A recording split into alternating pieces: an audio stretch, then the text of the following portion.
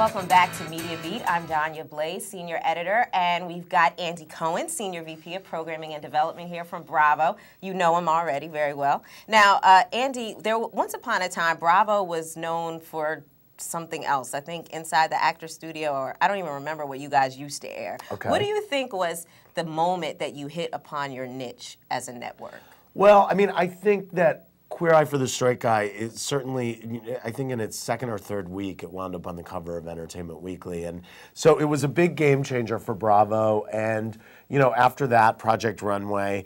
And what happened after those two huge shows was that we realized that we were developing in the 5 areas that the Fab Five were talking about in Queer Eye for the Straight Guy: food, fashion, beauty, design, and pop culture. And so I think that when we realized that and we really honed in who our audience was, and we looked and said we have the most affluent audience on cable and the most educated, and they really like what we're doing in these 5 kind of food groups. That really helped us to define and grow, and we were able to then, you know, go in there with Top Chef and Flipping Out and The Real Housewives and $1 Million Listing and Rachel Zoe Project and so many shows that have wound up being great. Millionaire Matchmaker, Tabitha Salon Takeover, you know, great Water Cooler, Buzzy, big hits for us. That have allowed us to grow other hits. I've noticed that sometimes in reality, the really explosive moments aren't filmed or they don't make it into the season. Like with Real Housewives of New York, the season that's on now, Bethany and Jill going at it. As I watch, I'm thinking, well, what happened? Why don't we get to see that moment? That's interesting, and we're going to cover that at the reunion show, exactly what happened. But you know, there was no one huge blowout actually that happened between them. As they've said, it was kind of this slow grudge building and grudge holding that happened over last summer that just escalated and escalated. And I think you saw Bethany in the 3rd episode of this season realized, wait a minute, oh, this is way bigger than I thought it was, because Bethany didn't realize that this was a Supreme Court case that was being filed against her.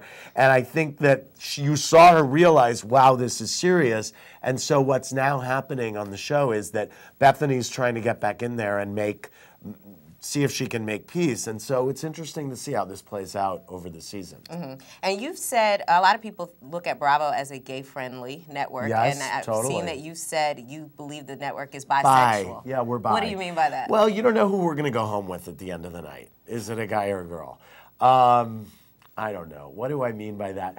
I think it just means you know, I think in 2010, sexuality is kind of fluid and not necessarily always defined. And I think that, you know, we're producing shows that are about, you know, peeling off the creative process a lot of times in the world of food, fashion, beauty, design, and pop culture. And I think a lot of times gay people rise to the top of those fields. They happen to be good at those fields. I don't know why. And I love the fact that gay people are on Bravo not just because they're gay and someone at a network said, we need a gay person on this show. It's really because, wait a minute, Jeff Lewis is a hilarious house flipper who happens to be really talented at interior design, and he happens to be gay. And I heard a rumor that you might be planning a Real Housewives with all gay men. Is this true? I think that's an untrue rumor. Okay. Yeah, I think someone was casting that, and people kept writing that it was Bravo,